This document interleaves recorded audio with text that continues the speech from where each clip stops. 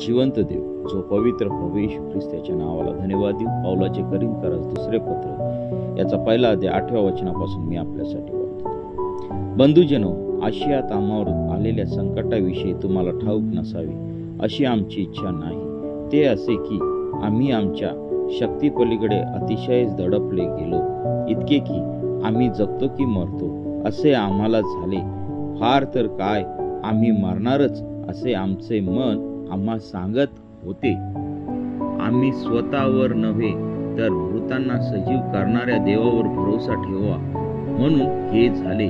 त्याने आम्हाला एवढ्या मोठ्या प्राण संकटातून सोडवले, तो आता सोडवित आहे आणि तो आम्हाला यापुढेही सोडविल अशी त्याविषयीची आमची आशा आहे.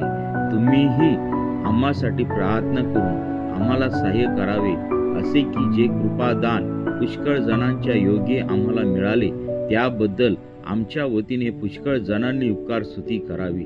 वाचलेले वचन देवाप आशीर्वादित करो.